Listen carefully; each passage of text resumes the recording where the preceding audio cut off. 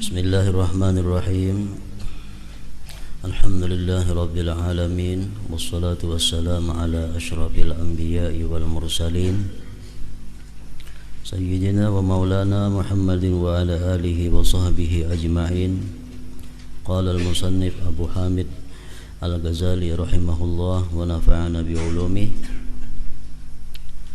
Dan sabda Nabi sallallahu alaihi wasallam, man lam tanhahu salatuhu anil fahsya'i wal munkar lam yazdad minallahi illa bu'da. Artinya, barang siapa yang salatnya, yang sembahyangnya tidak dapat mencegahnya dari kekejian dan kemungkaran, maka ia tidak bertambah dari Allah kecuali jauhnya. Riwayat lain berbunyi, man shalla salatan falam ta'murhu bil ma'ruf wa lam tanhahu 'anil fahsya'i wal munkar lam yazdad biha minallahi illa bu'da. Barang siapa sembahyang, maka sembahyangnya itu tidak bisa menyuruh dia berbuat baik dan tidak bisa mencegah dia dari kemungkaran, tidaklah bertambah dia dengan sembahyang itu kepada Allah, melainkan semakin jauh. Maksudnya adalah bahwa sembahyang itu mestinya mendidik seseorang, memelihara seseorang daripada kemungkaran. Itu salah satu daripada kegunaan sembahyang. Orang yang sembahyang tidak akan mau lagi berbuat kemaksiatan. Orang yang sembahyang tidak akan mau lagi berbuat kemunkaran. Itu pertanda bahwa sembahyangnya itu mendekatkan dia kepada Allah Subhanahu wa ta'ala. Nah, sebaliknya, orang yang masih sembahyang, orang yang sembahyang tetapi dia suka berbuat kejahatan, sembahyang tapi kejahatannya, maksiatnya jalan juga.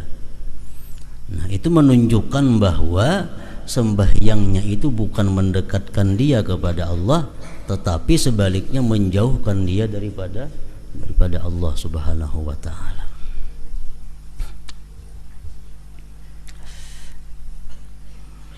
Umpamanya kita sembahyang zuhur.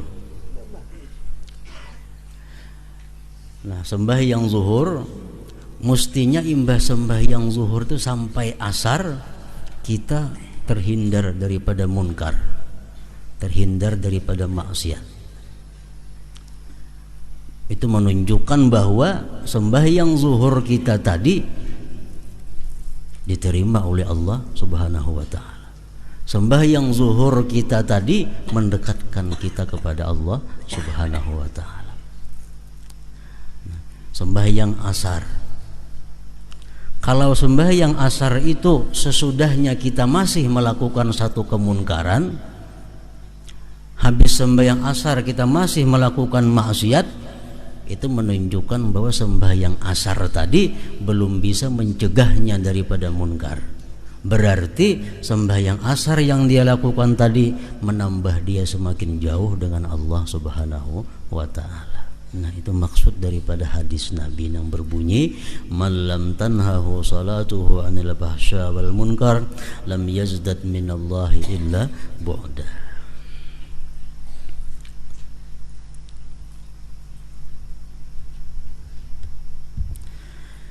Sedangkan salat orang yang lalai itu tidak mencegah dari kekejian dan kemungkaran. Kalau sembahyang kita ini hatinya lalai, sembahyang kita ini tidak khusyuk, sembahyang kita ini tidak khusyuk, itu kada bisa mencegah kita dari munkar. Imbah sembahyang berbuat maksiat pulang. Hanya seperempat jam imbas sembahyang sudah berlaku maksiat pulang. Kenapa demikian? Karena sembahyangnya tadi dia hatinya lalai. Dia sembahyang hanya anggota tubuhnya, tapi hatinya kada umpat sembahyang. Hati kada umpat sembahyang. Nah, sehingga hatinya masih mendorongnya untuk berbuat maksiat kepada Allah Subhanahu wa taala. Sedangkan salat orang yang lalai itu tidak mencegah dari kekejian dan kemungkaran.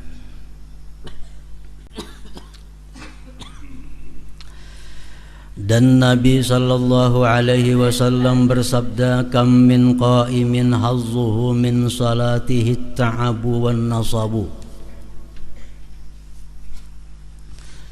Kam min qa'imin hazzuhu min salatihi at-ta'abu wan nasabu.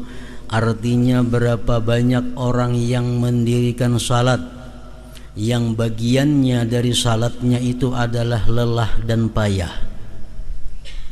Maksudnya kada ada pahalanya. Sembahyang cuma kada berpahala. Jadi hujungannya lapah.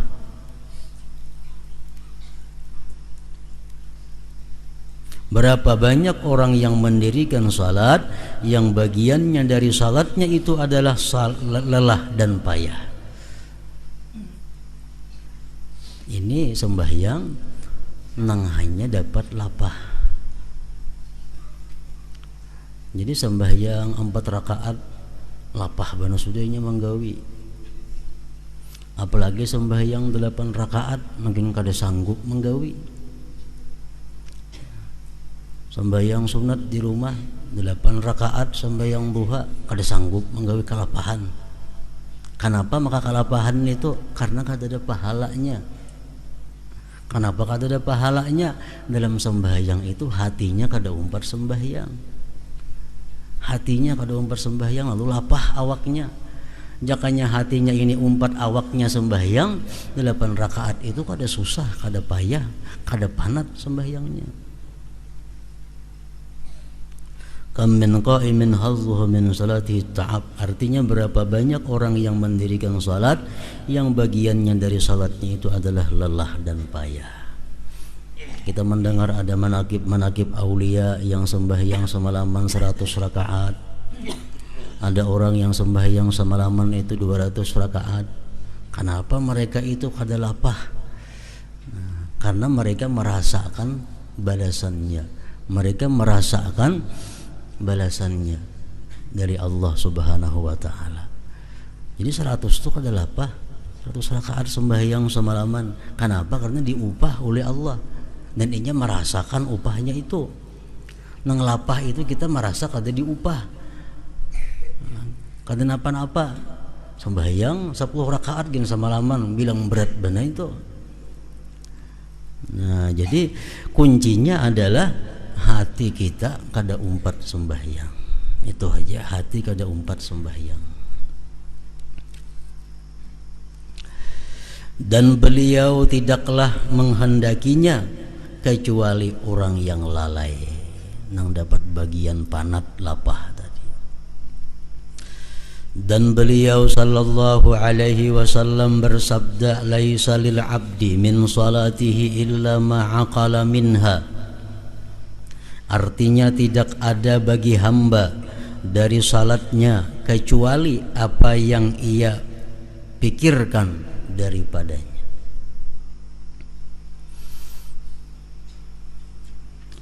Dalam hadis lain disebutkan la yuktabu lirrajul min salatihi ma saha minha. Tidak ditulis dari seseorang itu dari sembahyangnya yang dia lalai, lingah.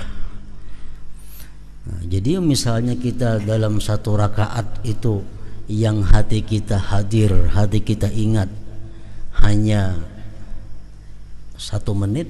Nah, 1 menit itulah yang ditulis pahala oleh Allah. Sisanya kada ditulis. Kenapa? Karena hatinya lalai, hatinya kada umpat sembahyang.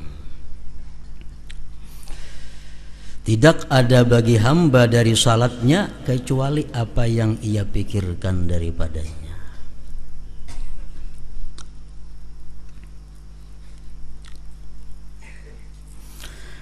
Dan yang sebenarnya padanya adalah orang yang salat itu munajat kepada Tuhannya Azza wa Jal. Orang yang sembahyang itu pada sebenarnya adalah munajat, bapandir, berdialog lawan Allah. Kenapa? Karena dalam sembahyang itu ada kalimat-kalimat sahut menyahut antara kita dengan Allah. Kita mengata alhamdulillahi rabbil alamin. Allah menyahut, memuji akan daku hambaku. Ngarannya munajat itu, bapak pandiran. Itu kalau kita hati kita ingat alhamdulillahi rabbil alamin. Nah, kalau kita hati kita ingat, hati kita paham apa yang dibaca, Allah menyahut, hambaku Fulan bin Fulan telah memuji aku. Artinya munajat. Sebagaimana terdapat dalam hadis tentangnya. Sedangkan berkata-kata dengan lalai sama sekali bukanlah munajat. Kalau kita bebandir tapi hati ka lain, itu kada munajat ngarannya. Nah, jadi di sini intinya bahwa sembahyang itu adalah hadir hati, khusyuk ujar kita. Sedangkan mulut nang bagarak itu, anggota tubuh nang bagarak itu hanya merupakan wadah, hanya merupakan tempat untuk hati kita bermunajat kepada Allah Subhanahu wa ta'ala. Oleh karena itu sembahyang lebih mulia daripada puasa, sembahyang lebih mulia daripada zakat, sembahyang lebih mulia daripada haji. Kenapa? Sebabnya karena sembahyang ini adalah intinya munajat kepada Allah Subhanahu wa ta'ala. Penjelasannya adalah bahwasanya zakat itu jika manusia lalai daripadanya misalnya, maka zakat itu sendiri menyalahi syahwat dan berat atas nafsu.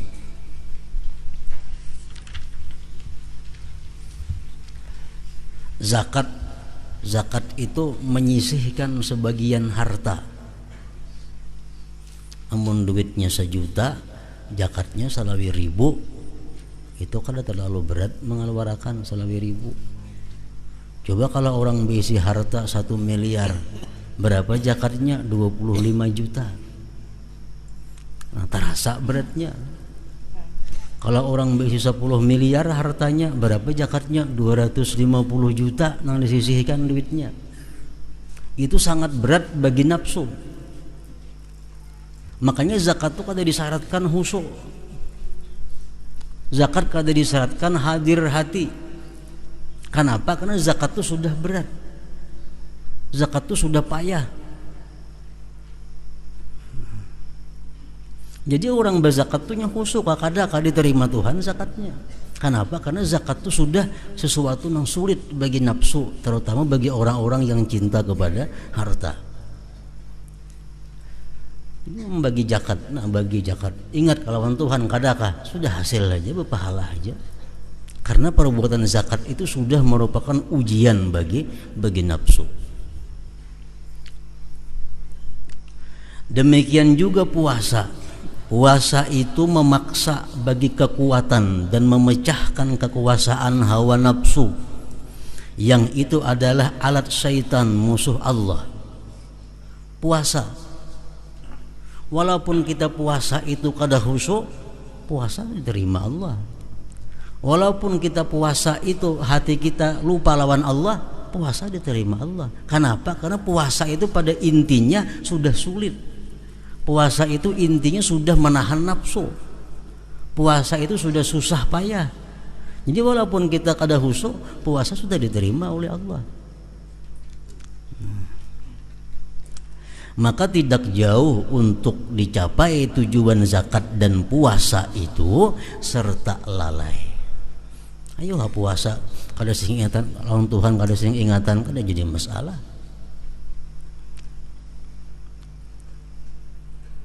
karena puasa sudah menahan nafsu. Demikian juga haji. Perbuatannya sulit sekali.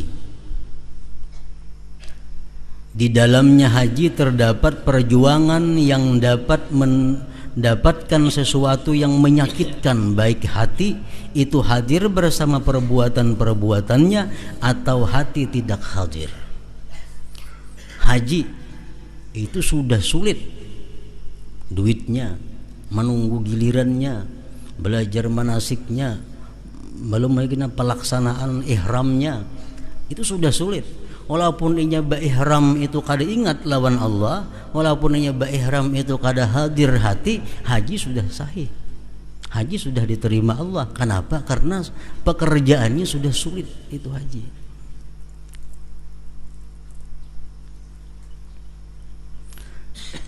Adalah syaratnya orang haji mesti khusyuk. Kan haji itu intinya ihram.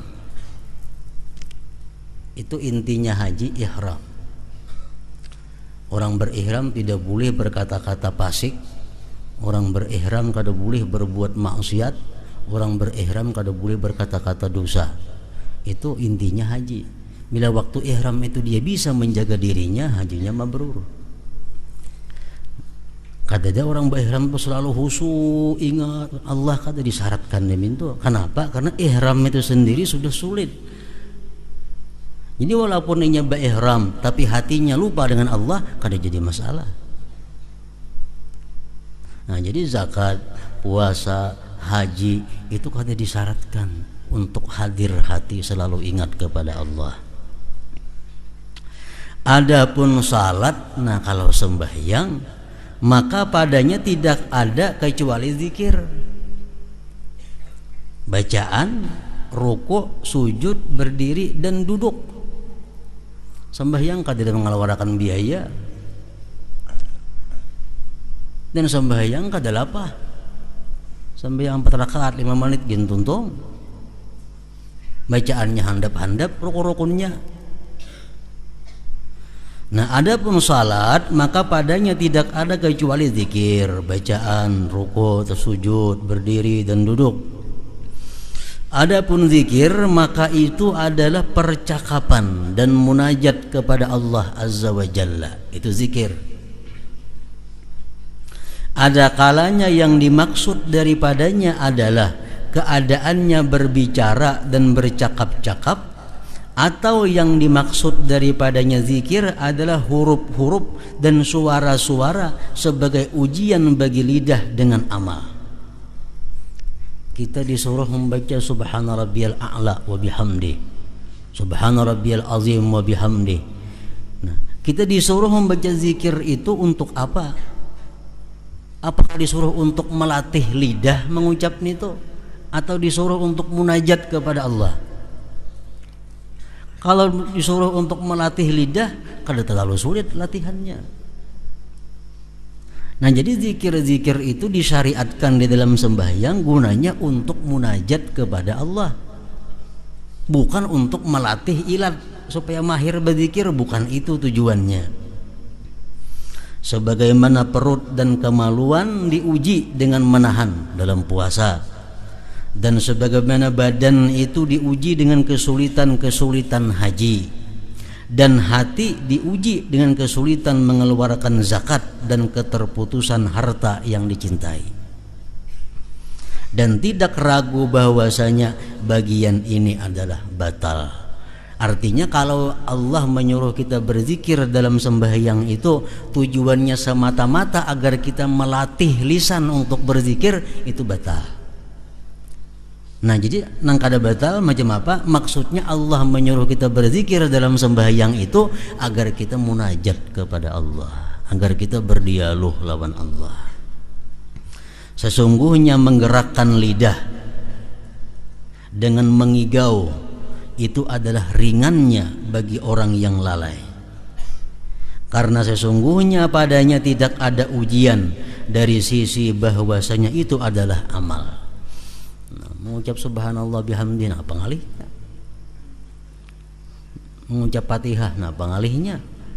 Nah, kita disuruh membaca Fatihah dalam sembahyang bukan melatih muntung baca Fatihah, kada. Tapi membaca Fatihah itu adalah untuk munajat kepada Allah Subhanahu wa taala. Tetapi yang dituju adalah huruf-huruf dari sisi bahwasanya itu ucapan.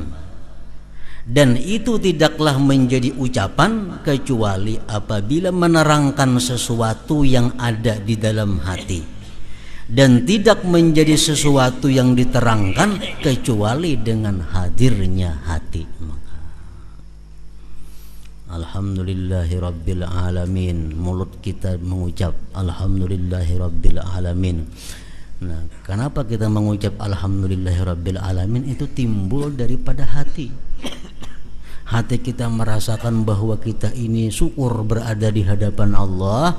Tak ucap di mulut kita Alhamdulillahi Rabbil Alamin. Nah, itu maksudnya macam itu.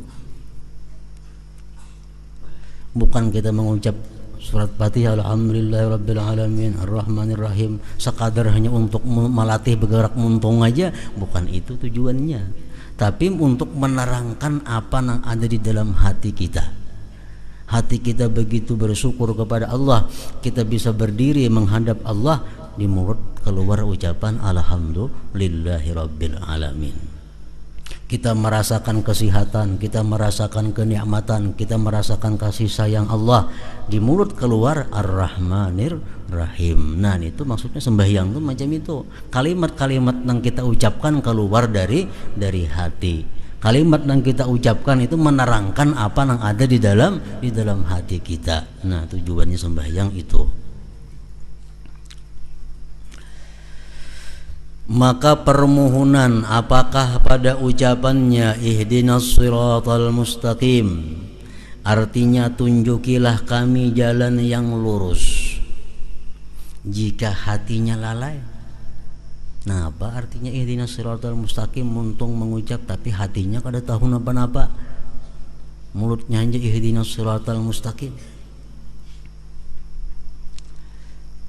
Apabila tidak ditujukan kepada ucapan sebagai perendahan diri dan doa, kita mengucap ihdinas siratal mustaqim itu adalah akibat kita ini merasa diri hina, akibat kita merasa memerlukan bimbingan kepada Allah, akibat dari kita merasa bahwa kita ini tersesat kalau kada ditunjuki oleh Allah. Lalu keluar di mulut kita harapan kepada Allah, ihdinas siratal mustaqim, tunjukilah kami jalan yang lurus. Makanya sembahyang amunnya kita baancap nito kada kawa sudah nang baaturan. Makanya sembahyang disunatkan kita tartil, mengucap tartil nito. Fatihah disunatkan kita berhenti di tiap-tiap ayat. Itu sunat. Kenapa? Memudahkan untuk menghadirkan hati. Coba kita baancap awalah hadir hati. Bismillahirrahmanirrahim. Alhamdulillahirabbil alamin arrahmanir rahim maliki yaumiddin. Iyyaka na'budu wa iyyaka nasta'in. Ihdinas siratal mustaqim. Siratal ladzina an'amta 'alaihim ghairil maghdubi 'alaihim waladdallin. Amin. Nah, apa dalam hati kalau dibayangkan jadi sebuku? Karena hawa. Makanya disunatkan kita berhenti di tiap-tiap ayat. Nah, bismillahirrahmanirrahim. Mandang. Alhamdulillahi Rabbil Alamin. Mandang sunat dintu supaya bisa mairama akan hati.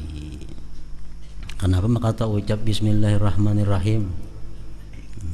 Kenapa maka tak ucap timbul Alhamdulillahi Rabbil Alamin? Kenapa maka sampai timbul di mulut kita mengata maliki yaumiddin? Kenapa sampai di mulut kita keluar kalimat iyyaka na'budu wa iyyaka nasta'in?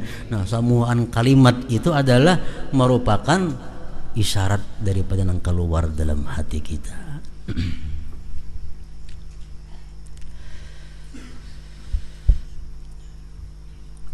Maka kesulitan apakah dalam menggerakkan lidah serta lalai? Kenapa sulitnya menggerakkan muntung hati lalai? Lebih-lebih setelah biasa mahir, kan tidak sulitnya lagi menggerakkan lidah. Inilah hukum zikir-zikir itu.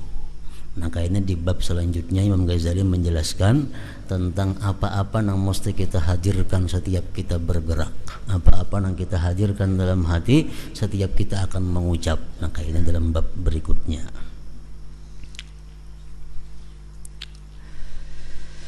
Seandainya ini contoh, seandainya manusia bersumpah, sumpah itu bila mana dilanggar wajib kita bayar denda, bisa puasa 3 hari, bisa memberi makan orang miskin 10 orang. Itu kalau kita melanggar sumpah, kafaratul yamin. Aku bersumpah mulai hari ini aku kada hendak lagi ke pasar umpamanya. Nah amunnya ke pasar berarti melanggar sumpah, bayar makanya puasa 3 hari dandannya, atau memberi makan, memberi pakaian kepada 10 orang miskin. Nah ini sumpah contohnya. Seandainya manusia bersumpah dan ia mengatakan dalam sumpahnya, sungguh saya akan berterima kasih kepada fulan dan memujinya, dan saya akan minta hajat kepadanya. Ini sumpahnya kayak itu. Aku bersumpah bahwa aku bila bertemuan lawan fulan, aku bersumpah akan memuji dia. Aku bersumpah akan minta hajat kepadanya. Aku bersumpah untuk berterima kasih lawan inya. Sumpah itu terjadi kalau ada kalimat-kalimat sebelumnya, wallahi, demi Allah. Nah, amun kada dan itu kada sumpah juga ngarannya. Kalimat sumpah itu ada kalimat-kalimat agung. Misalnya demi Allah, bila aku berjumpa dengan fulan, aku minta lawan inya sesuatu dan aku berterima kasih kepada inya. Nah, bersumpah macam itu. Kemudian kata-kata yang menunjukkan makna-makna ini berjalan pada lidahnya di waktu tidur. Waktu inya guring, bersumpah tadi inya guring. Nah, dalam guring tak mimpi inya sampai tak igau-igau. Wahai fulan, aku minta lawan ikam ini nah, dan aku terima kasih banyak lawan ikam pemurah. Gugurlah sudah sumpahnya nan tadi. Kada gugur sumpahnya, kenapa? Karena dalam mimpi maigau. Nya maigau. Nah, dalam mimpinya bertemuan misalnya lawan si fulan. Nah, bertemuan lawan si fulan, bersuara inya sampai maigau. Fulan, ikam orang pemurah. Aku minta lawan ikam sesuatu. Aku terima kasih banyak lawan ikam. Bangun guring, sumpahnya itu terlaksana lah sudah, belum lagi. Artinya kalau ini di waktu kena jaga bertemuan lawan si fulan, ini mesti melaksanakan sumpahnya. Nang dalam igau tadi kada asinya maigau.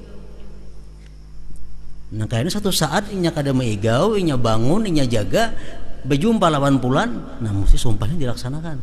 Wahai fulan, engkau orang pemurah, engkau orang pengasih, aku minta lawan ikam sesuatu, terima kasih banyak. Nah nyerah habis sumpahnya.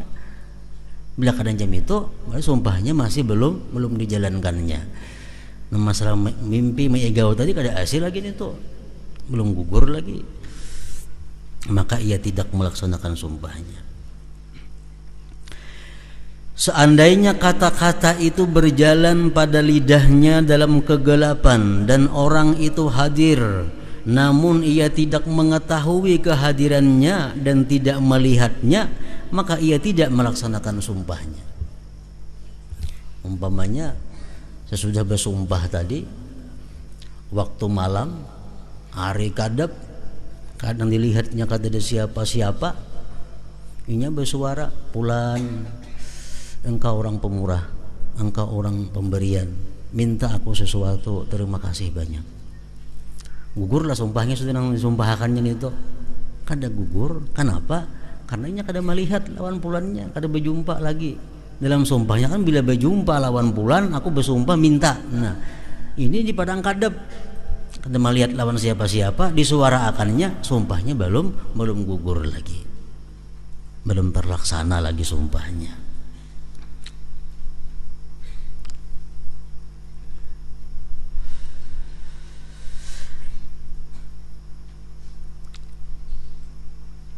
Seandainya kata-kata itu berjalan pada lidahnya dalam kegelapan dan orang itu hadir namun ia tidak mengetahui kehadirannya dan tidak melihatnya, maka ia tidak melaksanakan sumpahnya. Karena perkataannya itu tidak menjadi khitab, bicara yang ditujukan, dan tidak menjadi ucapan bersamanya selama ia tidak menjadi hadir di dalam hatinya. Jadi sumpahnya masih belum biris lagi. Seandainya kata-kata itu berjalan pada lidahnya sedang ia hadir di siang hari, hanya saja ia lalai karena angan-angannya tenggelam pada salah satu pikiran dan ia tidak mempunyai tujuan untuk menghadapkan pembicaraan itu kepadanya. Ketika ia mengucapkan itu, maka ia tidak melaksanakan sumpahnya. Atau misal lawan pulannya sudah berjumpa, lalu diucapkannya, wahai Fulan, engkau orang pemurah, minta aku sesuatu, terima kasih. Di waktu mengucapkan itu hatinya sahama-hama karena lawan Fulan ini. Pada Fulan di hadapan inya melihat lawan Fulan itu, cuma waktu mengucapkan itu hatinya kada ada arahnya ke Fulan sini. Nah, sumpahnya belum terlaksana juga. Nah, kayak apa sumpahnya supaya terlaksana? Nya mesti berada di hadapan dan hatinya bujur-bujur sadar, Fulan, aku telah bersumpah bila bertemuan ikam aku memuji ikam. Nah, terima kasih ikam memberi aku ini. Nah, dalam keadaan sadar, dalam keadaan tenang, dalam keadaan hati yang hadir, hanya sumpahnya menjadi lepas. Sumpahnya sudah biris ngarannya. Nah, itu bandingannya. Contoh orang sembahyang.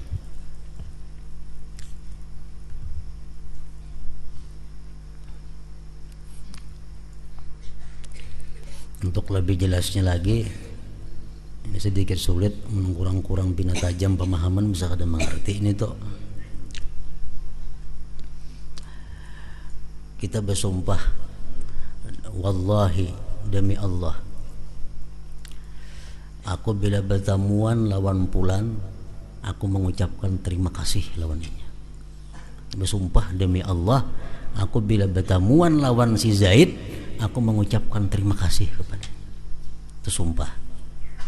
Nah, sumpah ini bila kada terlaksana, bayar genanya nih, bayar puasa segala macam, dia bersumpah. Dalam guring, tamimpi bertemuan Zaid. Zaid, aku terima kasih kawan ikam, sampai tak iga-igau. Sumpahnya lepaslah sudah. Kada lepas sumpahnya, kenapa? Karena bertemuannya dalam mimpi dan hanya maigau untungnya. Mengucapkan terima kasihnya maigau, Fulannya kada ada dihiga, Jahitnya kada ada, hanya terima kasih Jahitlah yang memberi aku ini. Tapi maigau, berarti sumpahnya belum lagi dijalankannya, belum dilaksanakannya. Atau inya bersumpah, bila aku bertemuan Zaid, aku bersumpah demi Allah mengucapkan terima kasih lawaninya. Satu saat inya duduk di padang kadap tengah malam, timbulnya bersuara, Zaid, terima kasih kamu banyak memberi aku. Tapi inya kada melihat lawan Zaidnya ini, kadap, dan kada tahu pada Zaid itu ada di situ, kada tahu.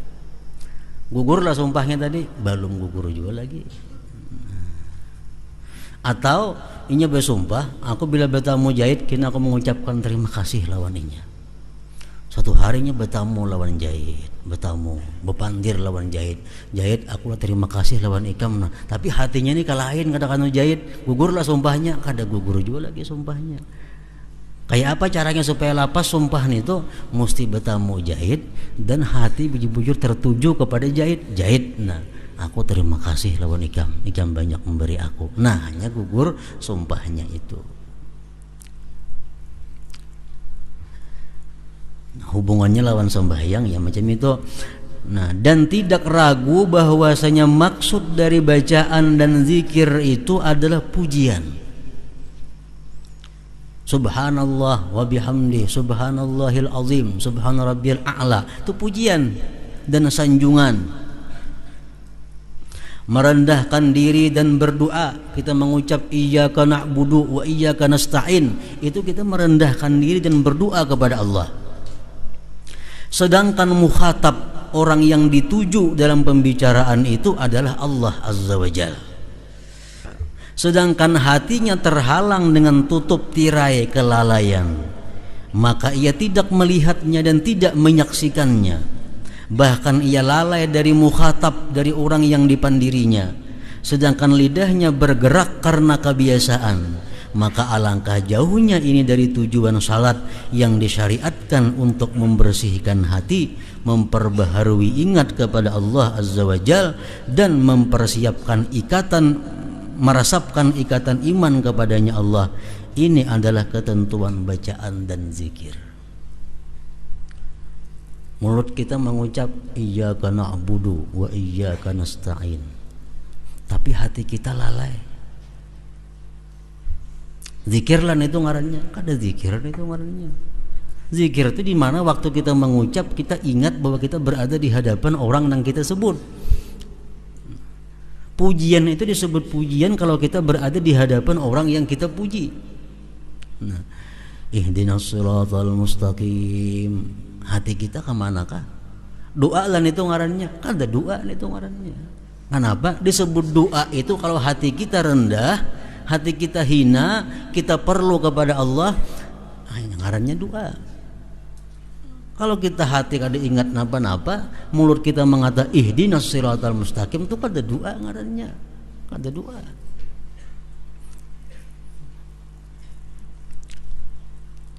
Nah, secara jumlah kekhususan ini tidak ada jalan untuk mengingkarinya dalam ucapan dan membedakannya dari perbuatan.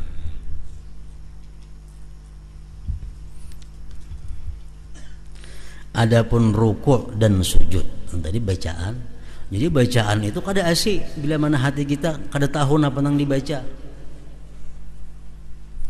Makanya waktu sahabat Nabi kita dahulu masih dibolehkan minum arak, masih boleh minum arak, hanya Islam. Jangan sembahyang kalau imbah minum arak. Jangan sembahyang karena masih mabuk. Kenapa? Karena orang mabuk itu kada tahu apa yang ia kata. Itu orang mabuk arak. Orang mabuk arak kalau nya mabuknya kada tahu apa yang ia kata. Yang dikata iyyaka na'budu wa iyyaka nasta'in, hatinya kasepeda mutur. Itu orang mabuk arak. Nah, apa bedanya dengan orang yang mabuk harta umpamanya? Mulutnya mengucap iyyaka na'budu wa iyyaka nasta'in, hatinya menghitung duit. Mulutnya ihdinas siratal mustaqim, hatinya melayani orang berjual beli. Nah, jadi artinya jangan kamu sembahyang kalau kamu masih sedang mabuk harta. Sama aja juga bedanya. Kenapa? Sebabnya karena sembahyang cara demikian kada akan berbuah apa-apa kecuali hanya lapah dan panat.